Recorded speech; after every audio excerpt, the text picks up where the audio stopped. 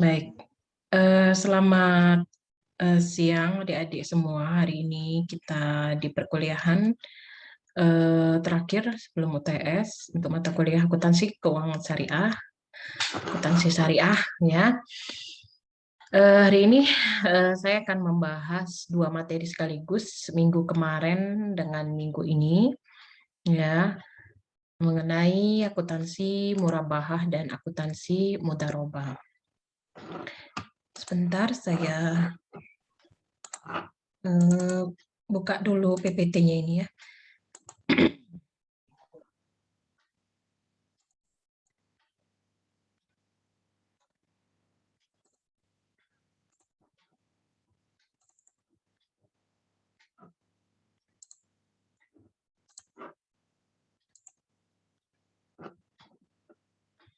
Oke, baik.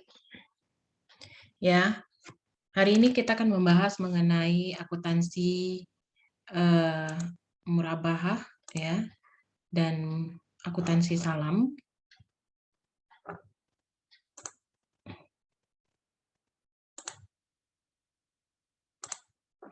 Ya.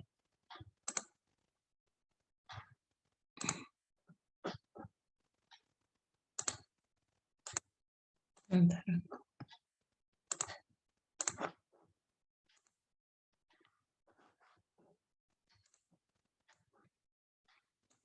Baik, ini ya akuntansi murabahah dan salam. Kita mulai saja ya. Murabahah ya. Nah, ini adalah perbedaan antara murabahah, salam dan istisna. Ya. Kita lihat bahwa ini ya murabahah ini ya dia barangnya diberikan di awal. Ini barang diberikan di awal, kemudian nanti dia mencicil ya. Nah, sedangkan salam kita membayar di depan ya, membayar di depan sekaligus, bayar barangnya belakangan. Ya.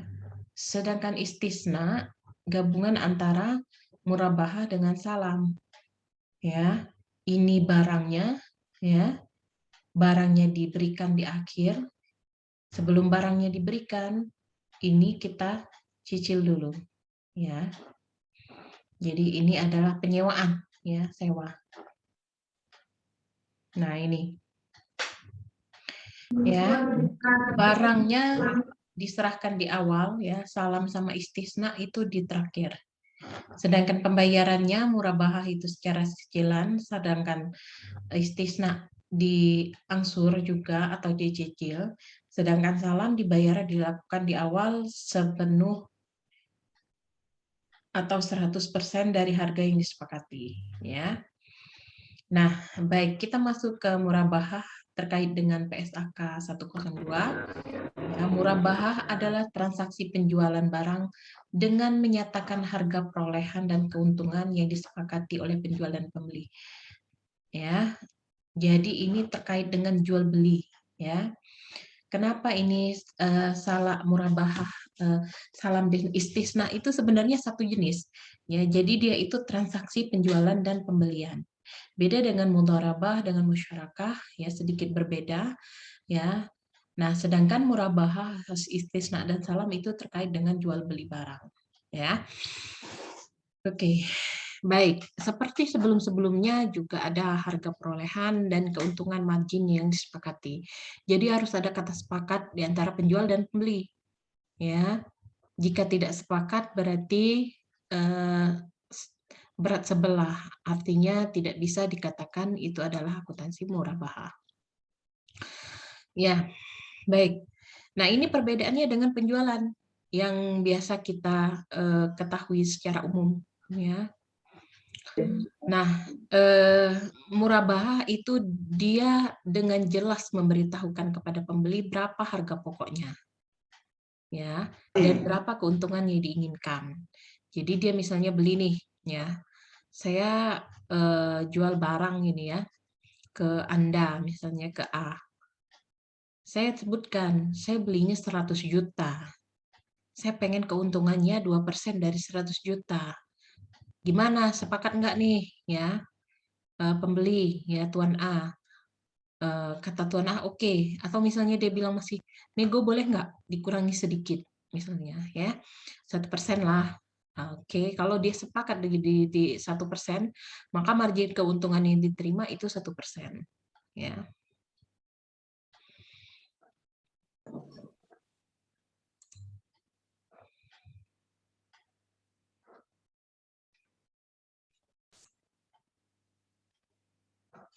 Baik, sekarang kita lihat lagi di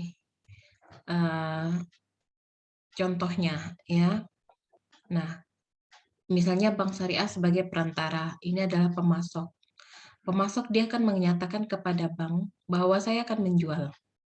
Ya, ini ke pembeli. Pembeli juga Bank Syariah harus menyatakan juga bahwa kami membeli di pemasok misalnya 100 juta. Saya jual ke Anda, kami akan meminta keuntungan sekitar 1% misalnya. Ya. Kemudian pembeli membayar ya kepada bank dengan yang disepakati bersama, kemudian baru dibayar kepada pemasok oleh bank. Ya. Ini contoh transaksinya. Ya. Nah, ada hal-hal yang perlu digarisbawahi dari murabahah itu sendiri, ya. Nah, adanya proses pengadaan barang, ya, adanya proses pengadaan barang oleh penjual, berarti ada boleh pesanan, ya, barang pesanan. Nah, ketika penjual, misalnya dia adalah tangan kedua, dia bukan yang membuat barang, ya. Nah, barang dari pihak yang dia pesankan, ya, contoh misalnya, ya, saya ini adalah pengusaha furniture, misalnya. Saya punya toko jual beli sofa, tempat tidur. Nah, barang ini saya beli di pabriknya, ya, pabrik sofanya, misalnya. Nah, saya ya dapat mengakui barang itu ya ketika sudah menjadi milik saya, ya baru bisa saya jual. Kalau dalam kondisi pesanan belum boleh, ya. Jadi harus dilakukan pada saat barang itu sudah jadi milik saya sebagai pemilik toko furniture tersebut, ya. Nah, kemudian cara pembayaran boleh tangguhan, boleh tunai. Ya, biasanya tetapi murabahah ini dicicil ya atau ditangguhkan. Nah, kemudian ya ini ya, pembeli dapat yang melunasi tepat waktu, ya, penjual boleh memberikan potongan. Tetapi tidak boleh diperjanjikan di awal akad. Jadi kalau akuntansi kan biasanya N/30 misalnya 2/10 N/30 itu sudah ditetapkan di awal ya akuntansinya ya. Nah, di dalam murabahah ya itu tidak diperbolehkan ya Adik-adik ya. Jadi kalau mau memberikan potongan itu adalah keikhlasan dari penjual itu sendiri. Jadi tidak boleh dijanjikan di awal ya. Seperti yang dikenal akuntansi konvensional pada umumnya. Ya, jadi kita tidak boleh menetapkan 2/10 N/30 ya, tidak boleh. Ya, sehingga besar potongan ini nanti variabel ya. Bisa besar, bisa kecil tergantung dengan keinginan si penjual mau beri potongan atau tidak. Ya. Nah, pembeli ya tidak boleh dikenai denda jika terjadi keterlambatan membayar hutang yang sudah jatuh tempo. Ya. Nah, jika dia bermasalah dengan kondisi keuangannya, mungkin bisa kita maklumkan. Tetapi kalau terjadi karena kelalaian, maka itu tidak boleh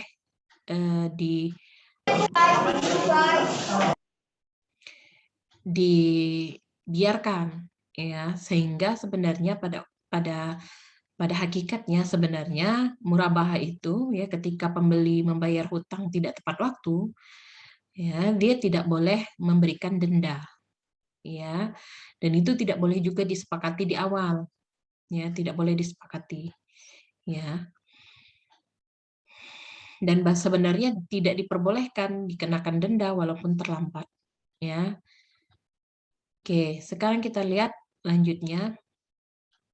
Nah, ini anjurannya. Ketika pembeli mengalami kesulitan keuangan, hendaknya diberi keringanan. Masalahnya adalah betul tidak si pembeli ini mengalami kesulitan keuangan, sulit diprediksi. Karena bisa saja pembelinya berbohong. Ya. Nah, ini sebenarnya akuntansi syariah itu dibasiskan atau didasarkan pada kepercayaan. Hanya saja kadang-kadang manusia ini ada yang bisa dipercaya, ada yang tidak, ya. Ada yang jujur, ada yang tidak. Oleh karena itu, terkadang memang harus ada sesuatu yang membuat orang itu menepati janjinya. Ya, harus di-force, harus didorong, harus diberi semacam stimulasi ya agar dia bisa menepati janjinya. Ya, misal ya adanya menahan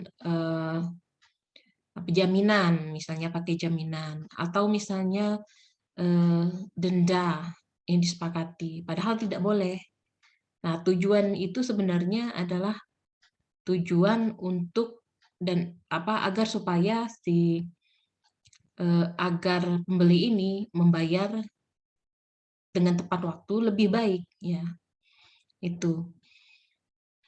Nah, ini jadi masalahnya adalah kadang-kadang orang yang ditagih hutang lebih serem daripada orang yang diberi hutang, ya. Orang yang memberi hutang, ya.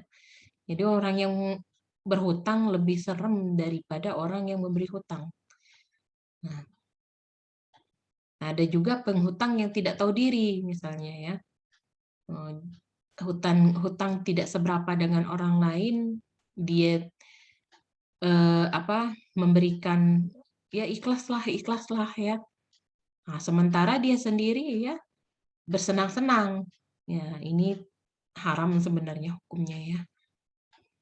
Nah, kemudian penjualan yang sifatnya kredit ya atau ditangguhkan atau tidak tunai sebaiknya ya dibuat dengan perjanjian tertulis. Nah, ini tadi yang saya bilang menghindari hal-hal yang tidak diinginkan. Ya, harus dilegalitaskan.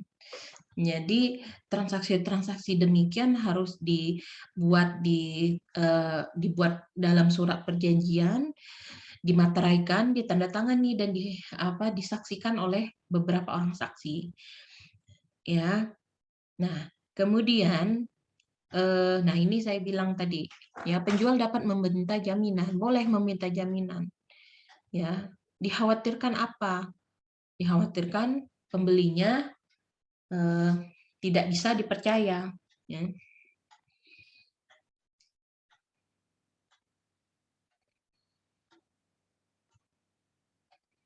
Nah, ini terkait dengan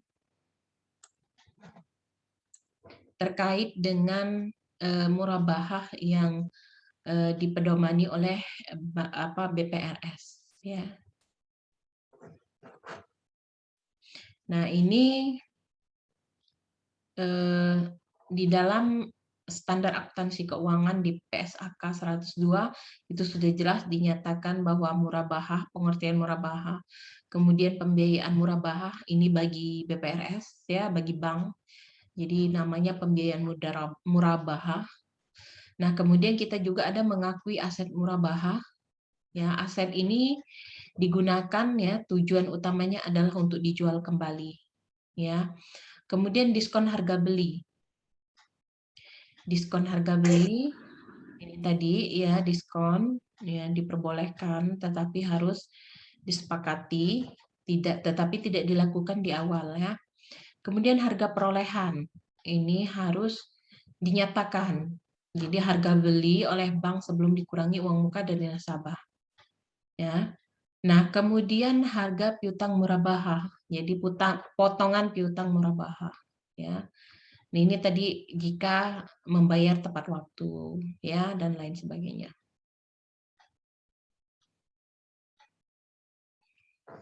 Nah, selanjutnya, ya. Nah, ini ada beberapa karakteristik murabahah. Yang pertama, aset akan dijual bank pada transaksi murabahah yang pada prinsipnya harus dimiliki bank. Ya, jadi tadi saya bilang, jadi kalau banknya misalnya mau jual beli barang, misalnya mobil, ya. Nah, saya si bank ini harus membeli mobil dulu ke dealer, ya. Kemudian dari dealer ini ya sudah milik saya, ya. Baru saya serahkan kepada pembeli, ya. Nah, ini. Jadi boleh secara langsung oleh bank atau diwakilkan oleh pihak lain, boleh, ya. Nah, kemudian apabila ya bank diwakilkan oleh pihak lain, itu hanya terbatas kewenangannya untuk mewakili mencari informasi barang sesuai dengan spesifikasi nasabah, ya. Jadi keinginan nasabah itu saya mau mobil yang bisa, saya mau mobil analog yang bisa jalan sendiri dengan harga sekian misalnya. Nah, kita bisa melibatkan pihak lain, ya, yang mencari informasi barang yang dimaksud konsumen, ya. Kemudian, nah ini harga perolehan harus diberitahukan bank kepada nasabah. Jadi adik-adik nanti kalau membuat kesepakatan murabahah dengan bank, dia harus menyatakan harga perolehan asetnya, ya. Nah, jika tidak, maka bilang ke bank. Di dalam murabahah bukannya harus dikatakan bahwa harga perolehnya ini berapa, ya.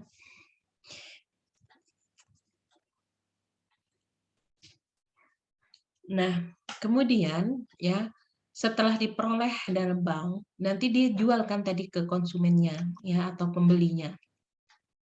Maka harga perolehan murabahah sebelum dikurangi dengan uang muka, nah ditambah dengan margin yang disepakati. Ya. Nah, kemudian jadi Bu, gimana kalau di bank kan biasanya ditetapkan di awal tuh, kan?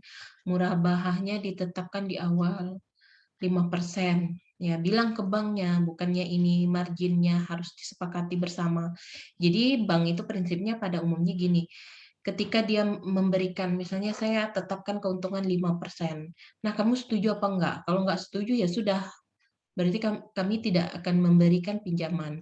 Nah, ini sifatnya memaksa, ya. Nah, keputusannya ada di pembeli, ya, apakah mau tetap dilanjutkan atau tidak, ya.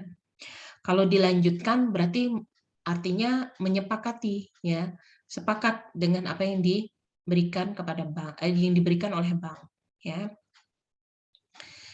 Nah, apa namanya?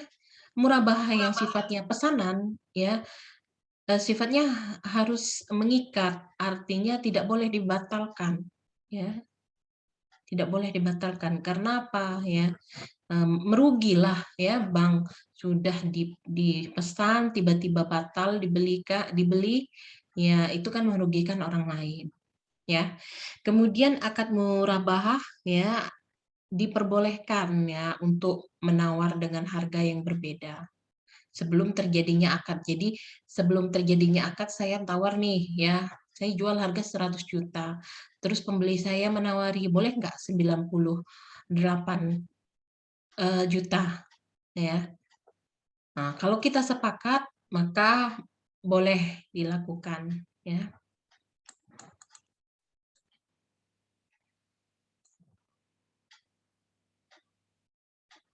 Nah, apa saja yang terkait dengan murabahahnya ya, tadi sudah dijelaskan di depan. Selain itu adanya selain ada pembiayaan murabahah, ada juga piutang murabahah, ya.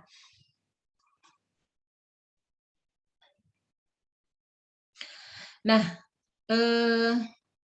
di dalam apa namanya, akuntansi, ya harusnya ada metode anuitas. Seperti saya sebutkan sebelumnya bahwa sebenarnya metode anuitas ini tidak diperbolehkan di dalam syariah, kecuali dalam kondisi tertentu, ya, dengan kesepakatan ulama bahwa metode murabah, metode anuitas bisa digunakan dengan ketentuan-ketentuan yang sangat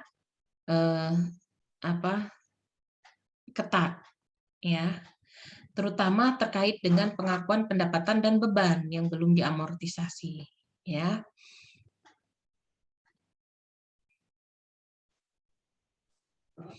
Nah, pendapatan yang diterima bank selain margin keuntungan, selain administrasi, beban-beban langsung, misalnya beban komisi, survei dan tidak dapat diukur, maka ini ya, beban lain yang tidak dapat diukur secara andal perolehannya diakui sepanjang masa pembiayaan murabahah.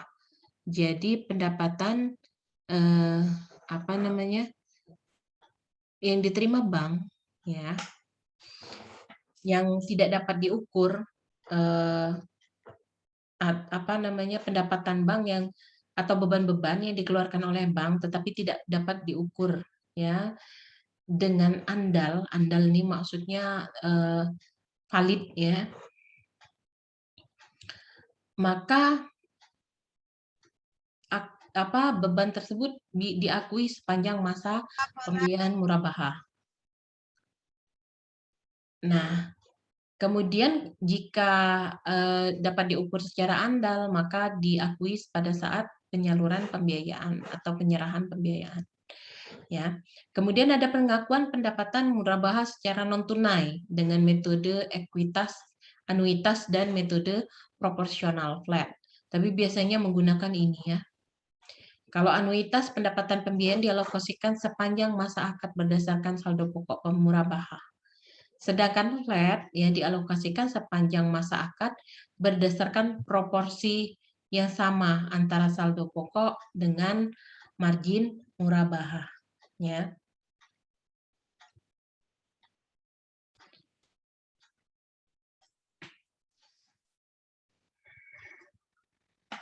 Nah, kita masuk ke metode anuitas, ya. Jika nilai perolehannya tidak dapat diukur secara andal, ya, maka di amortisasi yang terjadi disusutkan atau diamortisasi berdasarkan metode garis lurus, ya. Kemudian pendapatan margin berubah setelah disepakati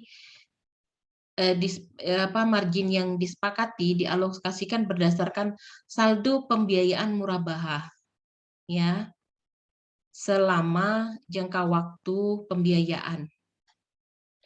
Dan ya jumlah margin pendapatan diakui tidak boleh melebihi margin murabahah yang disepakati, ya. Nah, ini proporsional juga sama, ya. Jika nilai perolehannya tidak dapat diukur secara andal, ya, jadi nilai harga seperti ini tadi murabahah, ya, tadi pendapatannya ini, ya, misalnya ini, ya.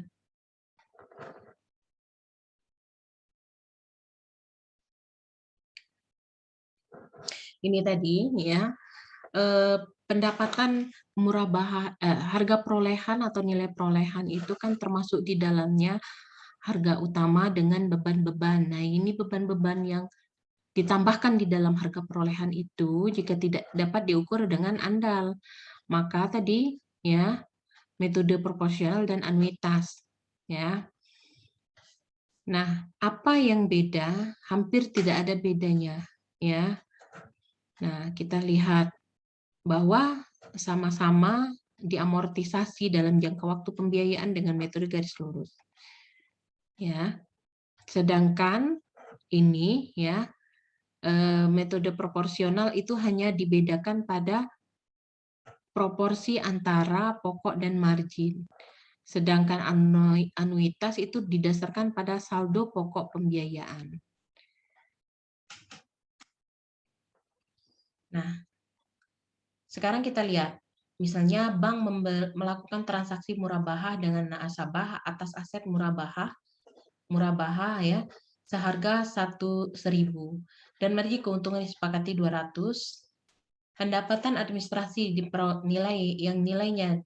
yang diperoleh nilainya tidak dapat diukur secara andal sebanyak 12 rupiah misalnya. Nah, kalau proporsional ya berarti dia alokasi antara nilai ini ya 1.000 dengan 200. Sedangkan anuitas hanya ini saja ya. Nah, kita lihat. Ini tadi contohnya, misalnya angsur periode pinjamannya itu sebesar 12 tahun misalnya ya, atau 12 bulan. Angsurannya per bulan 100. Nah, pokok marginnya 71 ya. Pokoknya 71 ya, marginnya 29. Ini yang disepakati ya. Ini yang disepakati. Kalau dia menggunakan metode proporsional. Nah, sedangkan jika kita menggunakan metode anuitas, ya, maka dia saldo menurun, ya, saldo menurun. Ini contohnya.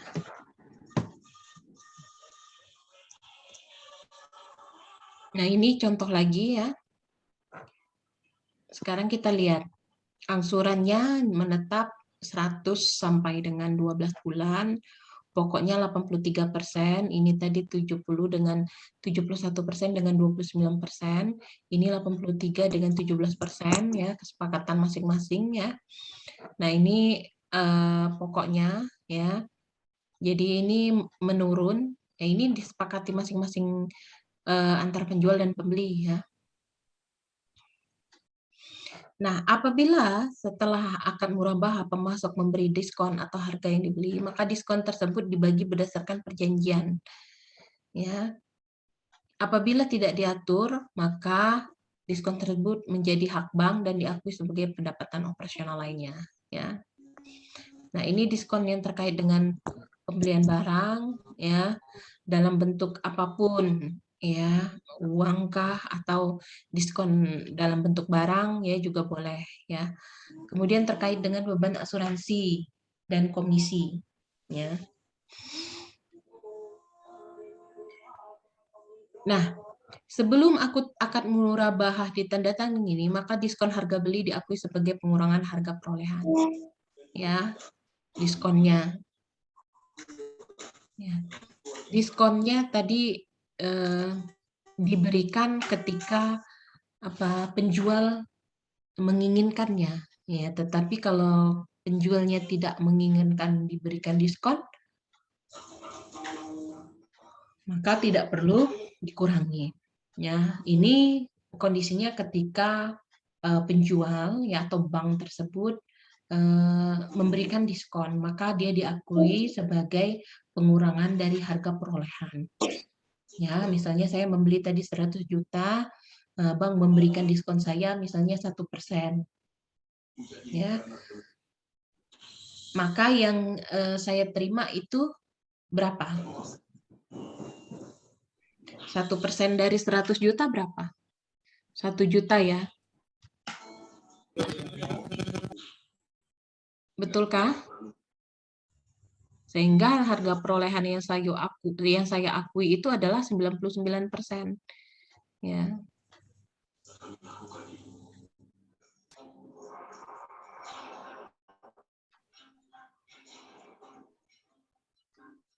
Oke.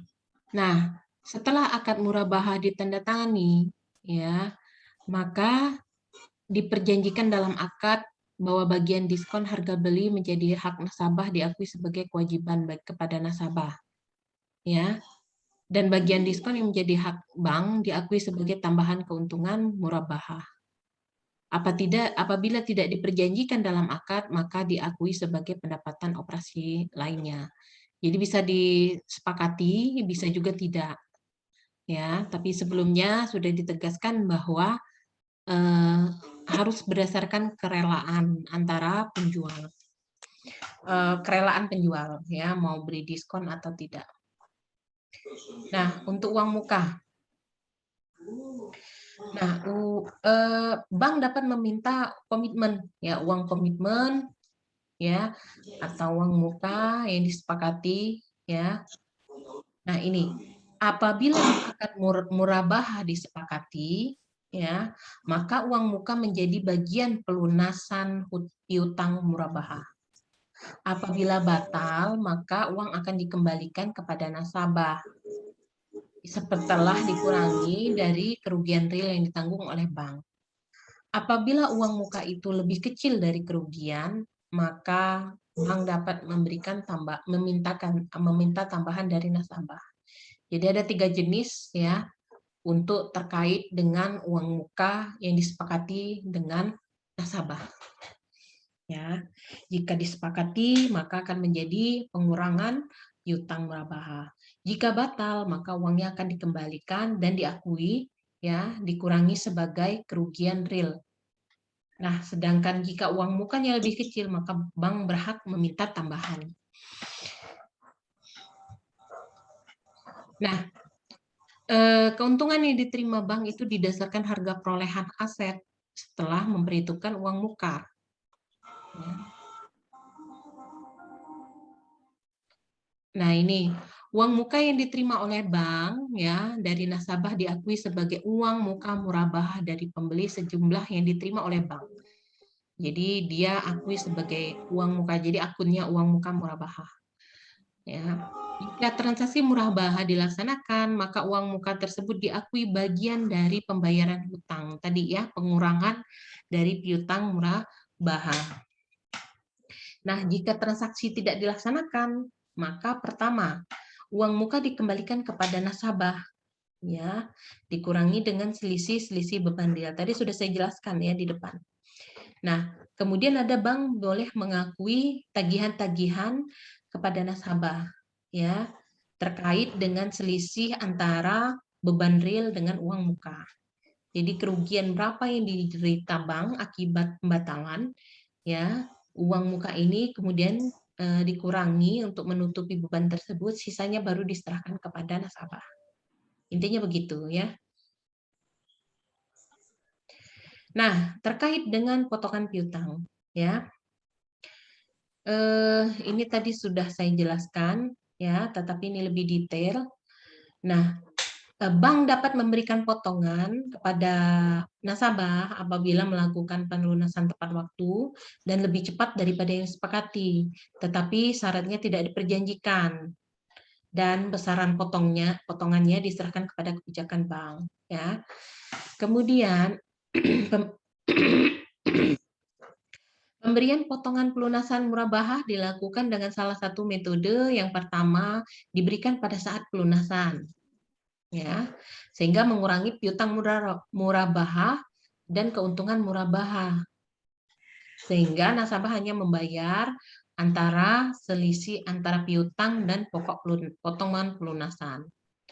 Nah, jika dilakukan pada saat pelunasan, pada setelah pelunasan, maka bank menerima pelunasan piutang dari nasabah, kemudian baru dipotong pelunasan kepada nasabah, baru diserahkan kepada nasabah selisihnya.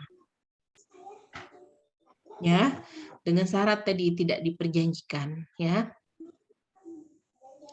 Nah, ini dapat juga. Ini kan yang pertama sebelumnya adalah pada saat pelunasan piutang murabahah. Ini memberikan potongan pada saat piutang murabahah belum dilunasi. Ya.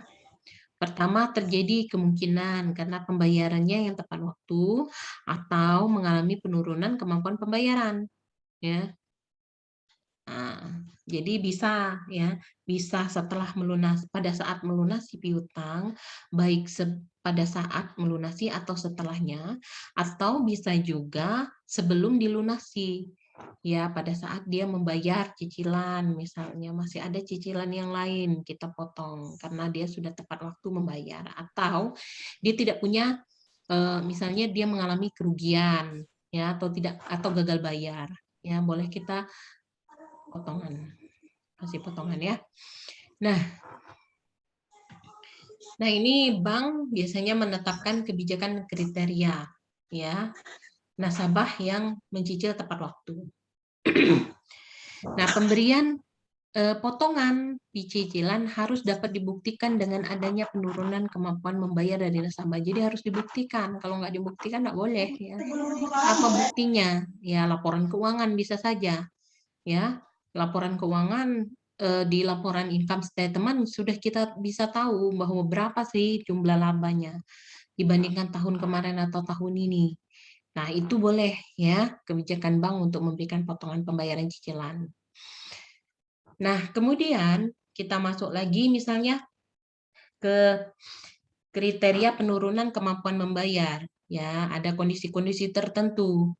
Misal ya, krisis ya atau COVID-19 ini. Nah, itu adalah kejadian-kejadian yang di luar dugaan dan dampak atau impact-nya luas ya seluruh dunia. Maka itu disebut sebagai faktor makro.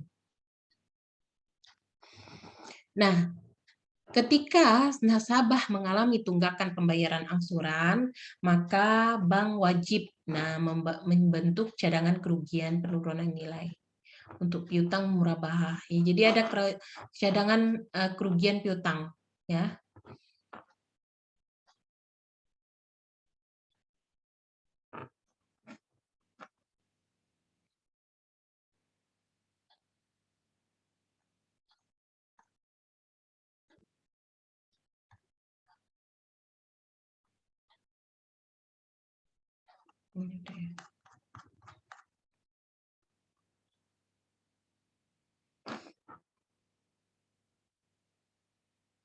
Bentar. Saya minum dulu.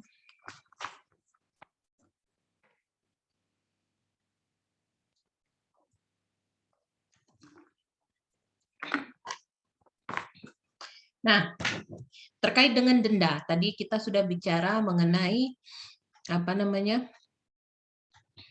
terkait dengan potongan, ya. Nah, sekarang kita bicara tentang denda. Bolehkah mengenakan denda? Boleh tadi ya, dianjurkan, tetapi biasanya disepakati dulu, ya. Nah, dapat dikenakan denda ya jika tidak dapat melakukan pembayaran dengan indikasi ya. Jadi apabila bank bisa mengenakan denda apabila nasabah yang melakukan kesengajaan untuk tidak membayar hutang ya. Nah, kemudian adanya penyalahgunaan dana ya. Sudah punya dana tapi dipakai untuk yang lain. Nah, ini bank bisa memberikan denda ya. Nah, denda tidak boleh dikenakan apabila ada force major seperti yang saya sebutkan kemarin ya, tapi harus dibuktikan dahulu. Ya, misalnya dalam kondisi COVID seperti ini, atau misalnya gempa atau kejadian-kejadian lain yang sifatnya force major atau di luar kemampuan ya. Nah, kemudian ya dendanya dengan pendekatan ta'zir. Jadi tujuannya adalah supaya nasabah lebih concern dengan kewajibannya ya. Nah, denda yang dikenakan terhadap nasabah yang lalai maka dimasukkan ke dalam dana kebajikan. Jadi tidak diakui sebagai pendapatan tetapi dimasukkan ke dalam dana kebajikan. Karena ini sebenarnya ya, kenapa masuk ke dana kebajikan? Karena ini kan sebenarnya adalah keterpaksaan ya, daripada meragukan ya. Orang itu kan kalau sudah didenda biasanya tidak rela, tetapi kondisi dia memang tidak memungkinkan untuk force majeure, ya, maka dia harus dikenakan denda. Oleh karena itu dikhawatirkan tadi tidak kerelaan tadi, maka dimasukkan sebagai dana kebajikan. Nah, ta'zir ya diakui sebagai sumber dana kebajikan sebesar dana yang diterima oleh bank. Nah, uang muka murabahah dari pembeli disajikan sebagai liabilitas, ya. Kemudian tagihan kepada nasabah kita akui sebagai piutang, ya. Ini buat piutang, ya. Ini nanti beda, bisa piutang card, ya. Bisa juga piutang murabahah. Nah, kemudian piutang murabahah disajikan sebesar saldo pembiayaan murabahah, ya. Kemudian margin murabahah yang ditangguhkan adalah kontra, ya, pos lawan atau kontra akun dari piutang murabahah. Jadi dia menjadi pengurang, ya. Kemudian beban diskon, ya, atau beban potongan pelunasan ini dijadikan sebagai lawan pendapatan margin murabahah, ya. Kemudian bank menggunakan metode proporsional, ya, maka murabahah yang belum diamortisasikan disajikan sebagai liabilitas dan aset, ya. Kemudian pendapatan margin murabahah yang diterima disajikan sebagian dari aset, ya. Jadi pendapatan margin murabahah yang akan diterima, ya, menjadi bagian dari aset tergolong dengan performing, ya. Artinya ini pendapatan utama perusahaan. Nah, tergolong non performing jika disajikan pendapatan margin murabahah diterima disajikan dalam rekening administratif, ya.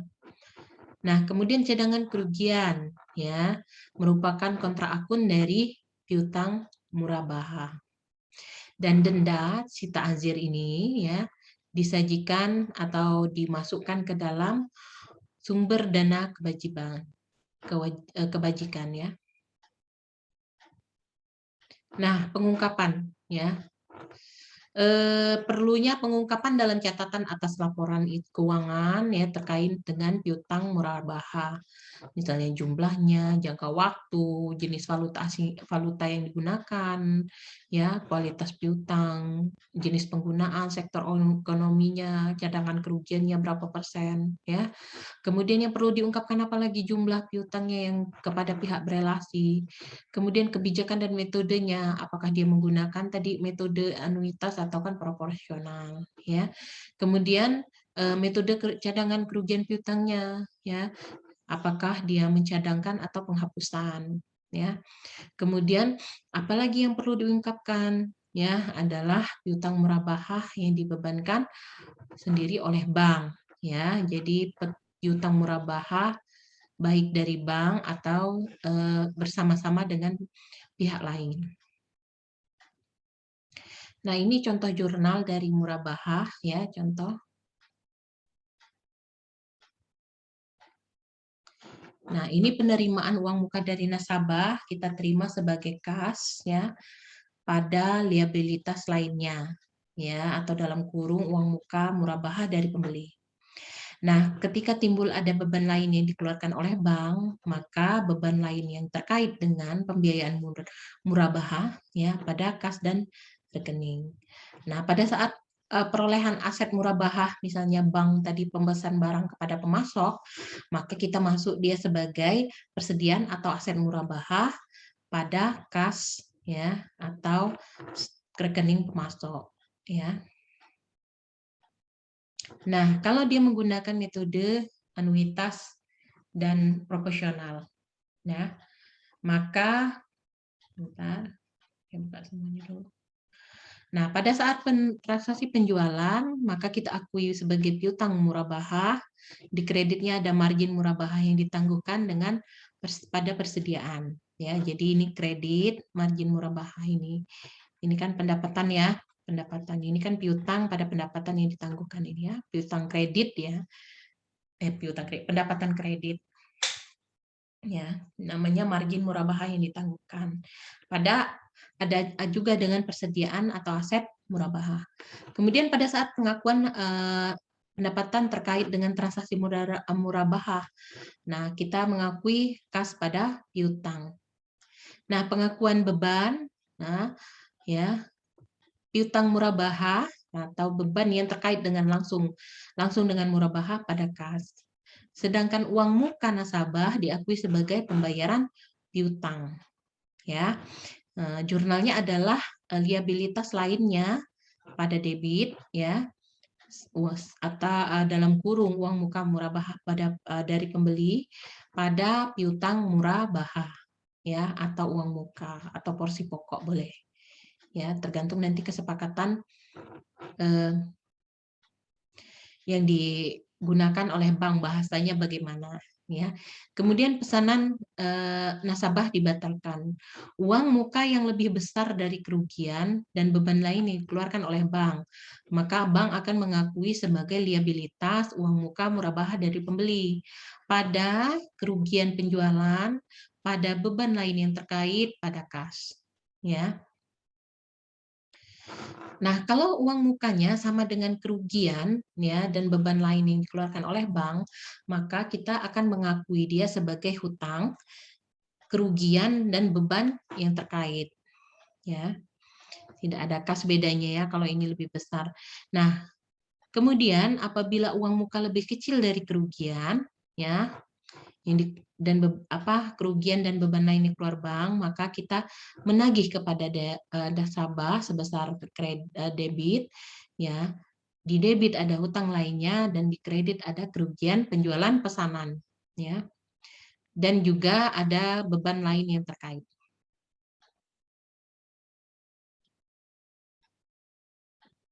Nah, ini pengakuan pendapatan di akhir periode. Ya, ini accrual basis. Jika dia metode anuitas, maka kita mengakui sebagai pendapatan margin yang akan diterima, ya. Nah, pada piutang murabahah di kreditnya ada pendapatan margin murabahah. Ya, ini apa namanya?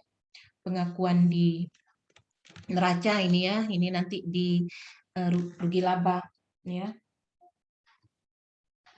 Nah, di metode proporsional ya, kita akan mengakui pendapatan murabahah yang akan diterima pada pendapatan margin murabahah. Ini akan dilaporkan di neraca, ini dilaporkan di mana? Di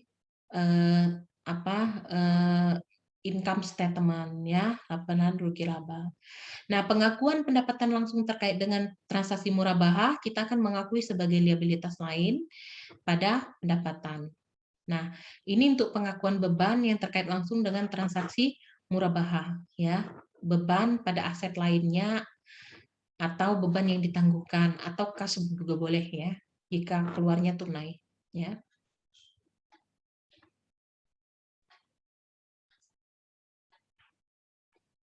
Nah,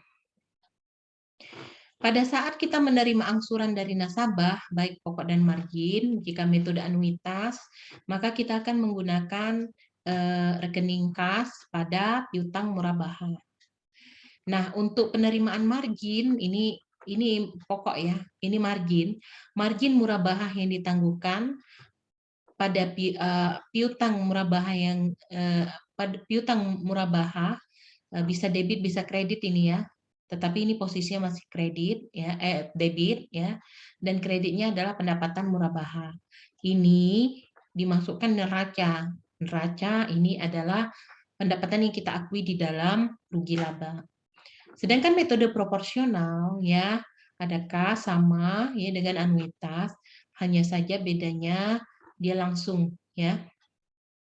Margin murabahah yang ditangguhkan dengan pendapatan margin murabahah ya.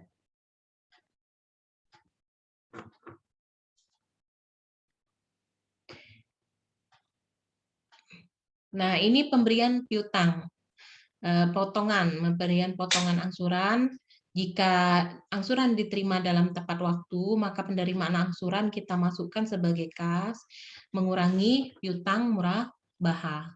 Ya, jika margin, ya, margin murah bahah yang ditangguhkan, jadi ini nanti akan apa namanya, kita akui ya marginnya, ya, ini belum dibayar ya berarti ya, dengan pendapatan margin murah bahah. Ya. Nah, sedangkan pada saat potongan ini kan akrual ya, kita mengakui di depannya. Pada saat pemberian potongan, misalnya contoh ini ya, perusahaan bank mengumumkan bahwa saya akan mendapat keuntungan per periode 30 September ini 10 juta. Maka kita bisa sudah mengakui jika sudah diumumkan, tetapi belum dibayarkan, ya. Nah, kemudian pada saat pemberian potongan angsuran, beban potongan angsuran pada kas, ya, sehingga dia mengurangi kas bank. Nah, jika pemberian potongan pada saat sebelum terjadi jatuh tempo, ya, itu tadi tepat waktu, maka kita akan masukkan dia sebagai beban piutang angsuran pada piutang murah bahah. Jadi dia mengurangi piutang murah bahah. Nah, pada saat penerimaan pelunasan, maka kita masuk duitnya, kas, dan mengurangi piutang, kemudian margin murah bahah yang ditangguhkan pada pendapatan margin. Ya, ini untuk penerimaan pendapatan. Nah, ada kalanya misalnya agunnya tidak si pembeli tidak mampu membayar, maka jaminan agunannya itu bisa dijual. Nah, jika hasil penjualan agunan lebih besar dari kewajiban nasabah, maka dia masukkan kas, ya, aset yang diambil alih dan rekening nasabah. Kemudian pendapatan yang ditangguhkan pada pendapatan murah bahah. Ini untuk pengakuan pendapatannya untuk penjualan agunan. Yang ini biasanya ijaroh ya, ijaroh, sehingga makanya kalau di Gadaian itu biasanya ketika nasabah tidak bisa melunasi hutangnya, agunannya misalnya dijual kembali ke pihak lain, ya, dia akan ambil sesuai dengan jumlah yang dia sepakati di depan, ya. Makanya disebut sebagai aset yang diambil alih, ya, pengurangan. Kemudian apabila hasil penjualan lebih kecil, ya, dari kewajiban nasabah, maka kita akan menagih kepada nasabah. Ini tadi akan dikembalikan kepada nasabah, ya, di rekening nasabah. Jadi kita hanya mengambil berapa, kalau agunannya lebih besar daripada kewajiban, maka kita akan mengambil alih aset ini dan uang sisanya akan dikembalikan kepada nasabah.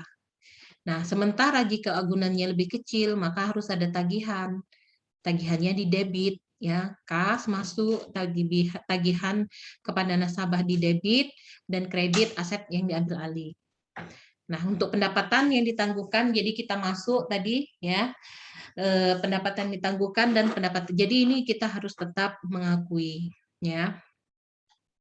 Nah, ini penerimaan denda dari nasabah, ya.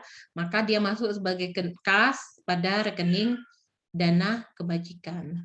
Sekarang kita masuk salam, ya. Ini ilustrasi salam, ya. Jadi dia punya uang, dia kasihkan kepada penjual, penjualnya menyediakan, ini sama ya, jual beli, ya, jual beli. Ini bedanya tadi salam dia memberikan barang di akhir, ya. Nah, ini kalau dia pakai perantara, ya, pakai perantara. Jadi dia kasih duitnya dulu, ya, baik secara tunai maupun cicilan, ya. Nah, baru nanti barangnya diserahkan, ya, kalau sudah dilunasi, ya, atau sudah dibayar sebagian. Nah, ini skema salam, ya, ini misalnya pembeli, ya, kalau di sini bilangnya bulog, ini apa, beli beras, ya. Nah, bank ini sebagai pihak kedua, ya. Nah, dia membelinya dari apa namanya? Misalnya produsen apa ini Pak Taninya ya. Dia buat Pak Tani, ini Pak Taninya dia menghasilkan beras, kemudian dia jual kepada produsen ya, kepada produsen. Nah, bisa saja Bank Syariah ini bertindak sebagai produsen atau pembeli. Ya, dia membeli dari Pak Hasan, misalnya dia jual kembali kepada Bulog. Ya, atau dia berikan modal kepada Pak Hasan, kemudian dia sebagai produsen, dia bayarnya dia jual barangnya kepada pembeli. Nah, ini pengertian salam. Salam adalah akad jual beli barang pesanan dengan pengiriman barang di kemudian hari oleh penjual. Ya, jadi kalau kita lihat ilustrasi ini, ya misalnya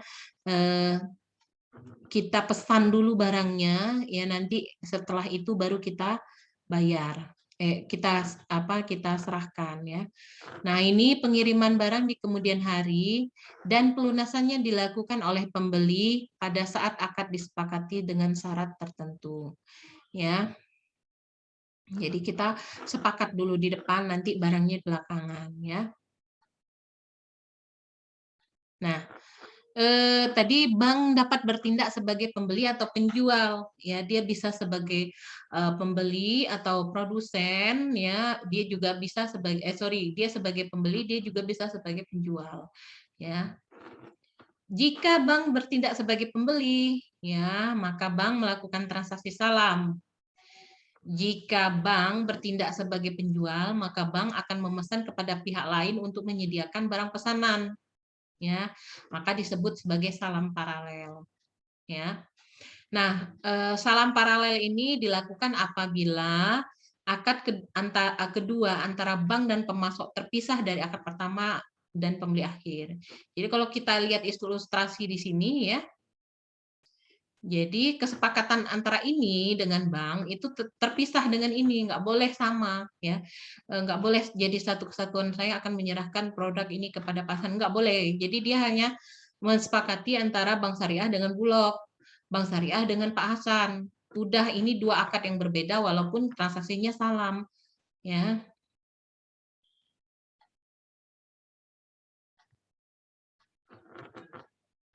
Nah, pada saat bank bertindak sebagai pembeli, dia dapat meminta jaminan kepada produsen, ya, kepada pemasok, sehingga mengurangi kerugian dari bank, ya.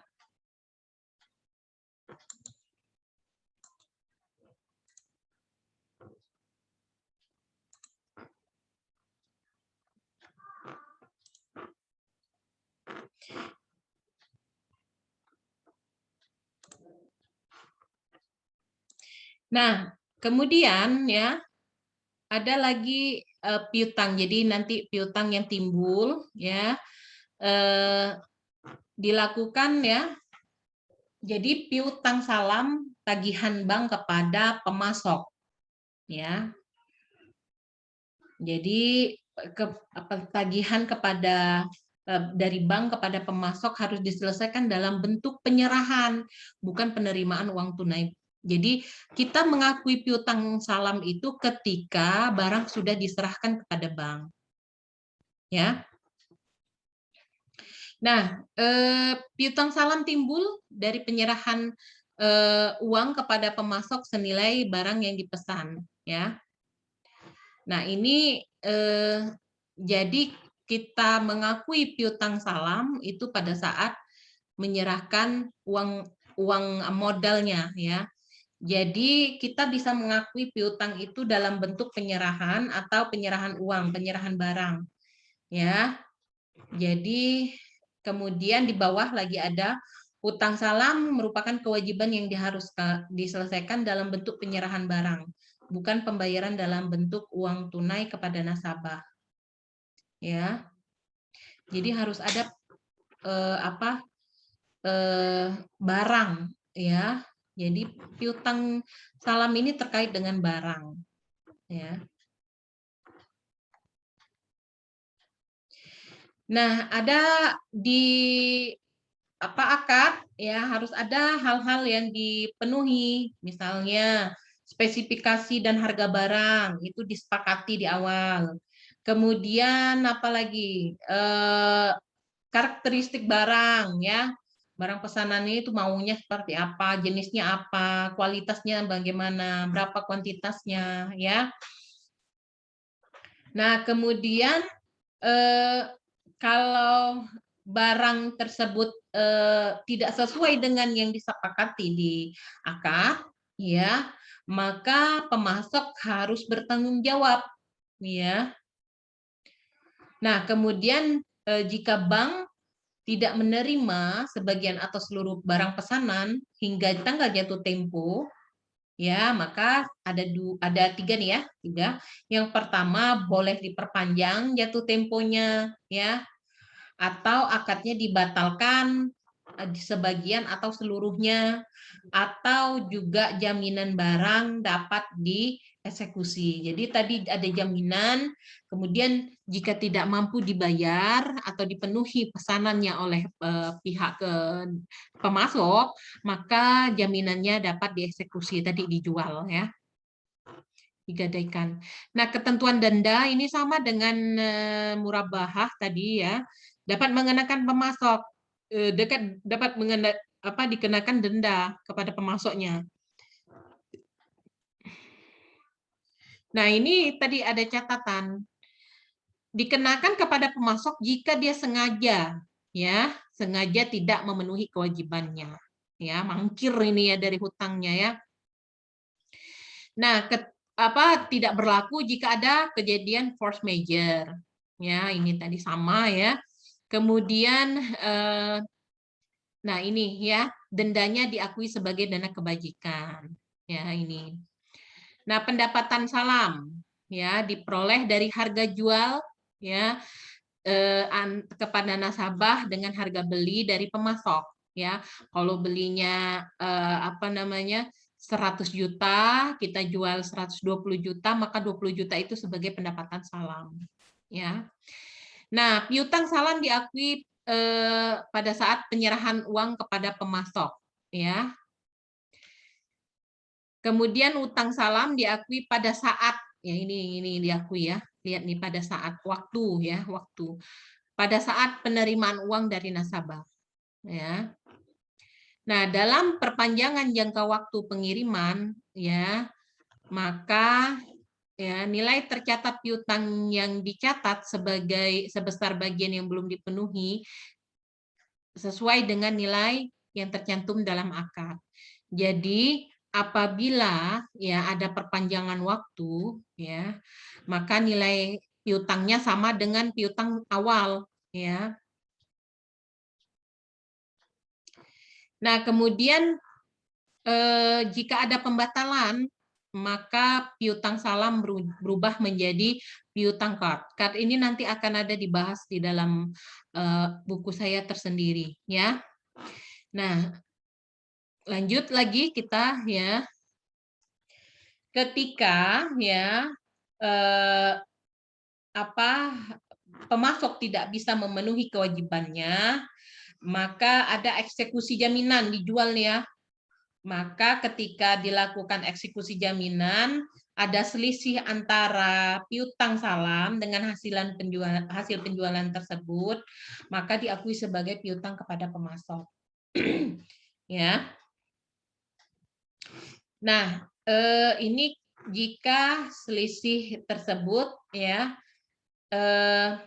antara nilai tercatat piutang dan hasil penjualan lebih kecil, ya, lebih kecil, ya, lebih kecil.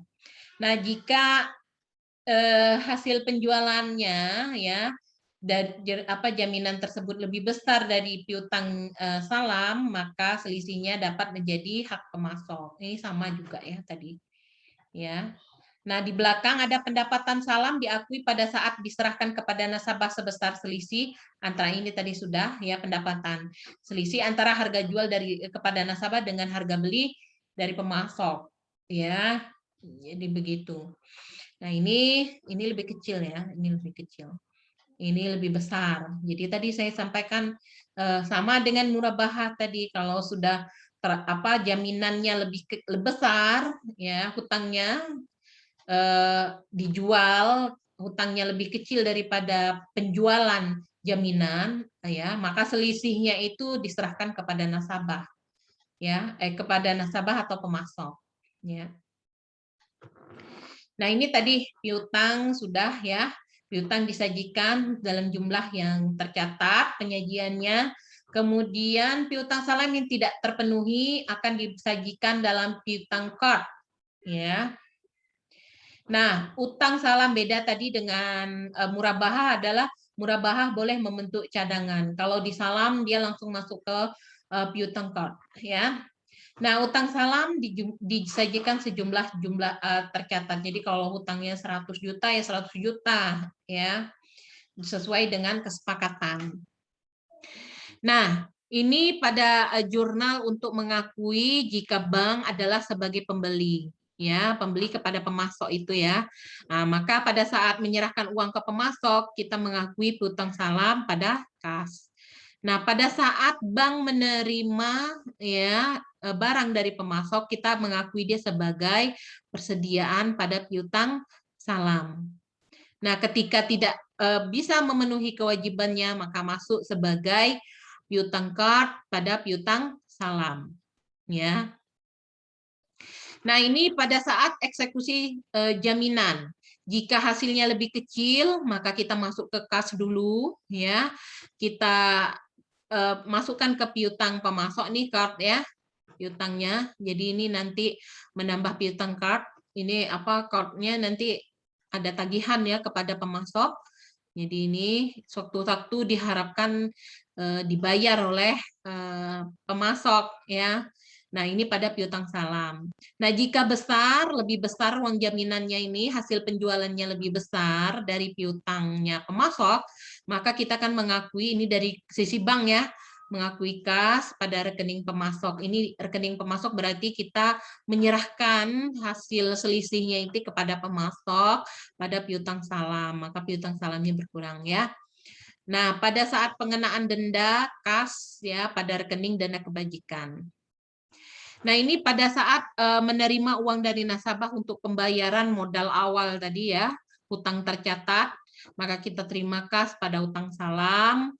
Kemudian pada saat bank menyerahkan kepada nasabah, ya ini kalau dia sebagai penjual ya, sebagai penjual, maka kita masuk ini sebagai hutang salam, ya. Hutang salam, kita mengakui hutang, ada persediaan, berarti persediaan kita berkurang, dan mengakui pendapatan salam. Nah, pengungkapan, ya apa yang perlu diungkapkan dalam laporan keuangan, terutama di catatan atas laporan keuangan.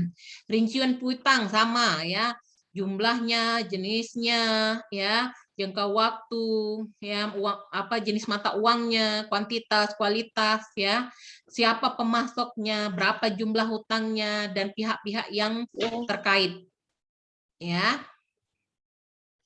Oke. Baik, sampai di sini ada yang ingin ditanyakan?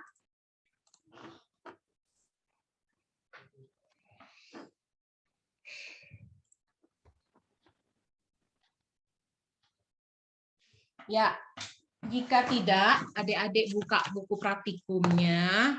Silahkan latihan soal untuk akuntansi salam.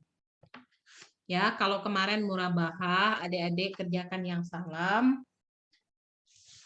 Ibu, gimana nih belum dibahas-bahas juga ini ya, yang di praktikum ini. Saya akan membahasnya melalui video. Kapan kalian ujian? Minggu depan, Bu. Minggu depan, Bu. Tanggal berapa?